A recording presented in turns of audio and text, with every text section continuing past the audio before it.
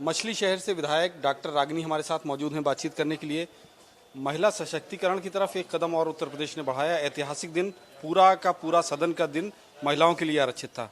किस तरह का आपका अनुभव रहा? अभी तो सदन चल ही रहा है और बहुत ही अच्छा अनुभव है।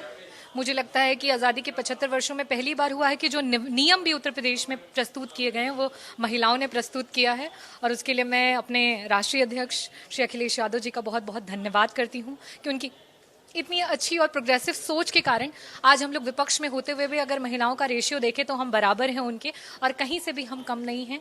और साथ ही साथ मैं धन्यवाद करना चाहूँगी हमारे विधानसभा के अध्यक्ष श्री सतीश महाना जी का कि उन्होंने राम मनोहर लोहिया जी की कही हुई जो विचारधारा है, जो बातें हैं, उसको आज सदन में उतारा, और ये एक एग्जाम्पल बन रहा है उत्तर प्रदेश विधानसभा, पूरे देश की जितनी भी विधानसभाएं हैं उनके लिए। और मुझे लगता है कि इससे हमारी सारी जो माताएं हैं और बहनें हैं उनकी आवाज़ को सदन में सुना जाएगा और उससे ज़रूर कुछ ना कुछ बेहतर आगे निकल करके आएगा। हमने देखा कि आप भी बोल रही थी, बड़ा खुशनुमा माहौल था, शेरो शायरी का भी दौर चला। जी बिल्कुल, जब बातें होती हैं तो देखिए सदन में हम पक्ष और विपक्ष हैं, लेकिन जब बातें करनी होती हैं तो उसे सकारात्मक तरीके से करनी होती हैं। इस तरीके से करनी होती हैं कि आप अपनी बातों को कह भी जाएं और किसी को ठेस भी ना लगे।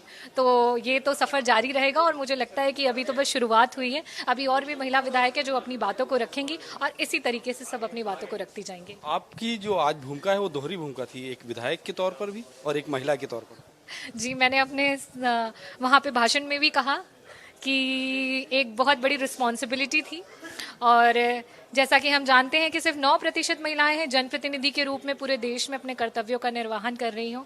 तो जब इस तरीके के मौके मिलते हैं तो आप मानिए कि एक दिल में घबराहट सी रहती है। लगता है कि अगर कुछ गलत होगा तो लोग कहेंगे देखो महिलाओं को अवसर दिया तो उन्होंने क्या किया। लेकिन मैं बहुत बहुत धन्यवाद करना चाहती हूँ मेरे पार्टी के सभी सदस्यों का, और फिर से हमारे माननीय राष्ट्रीय अध्यक्ष अखिलेश यादव जी का, कि उन्होंने हमें बोला कि आपको जो मन में आए आप अपनी बातों को रखिए और निडर होकर के अपनी बातों को कहिए, और वही हमने किया और उसका रिजल्ट आपके सामने है। एक आखिरी सवाल, प्रदेश की महिलाओं के लिए कोई मैसेज?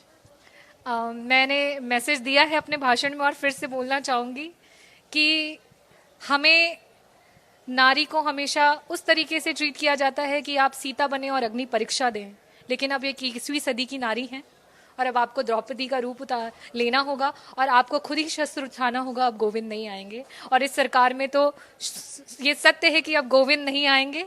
और सुनो द्रौपदी, शस्त्र उठा लो, अब गोविंद ना आएंगे। बहुत बहुत शुक्रिया बातचीत करने के लिए। ये थी डॉक्टर रागिनी, समाजवादी पार्टी से विधायक हैं। आज इन्होंने सदन में खूब बोला और तमाम ऐसे मुद्दे हैं जिन पर इन्होंने खुलकर चर्चा की और खुलकर अपनी बात रखी।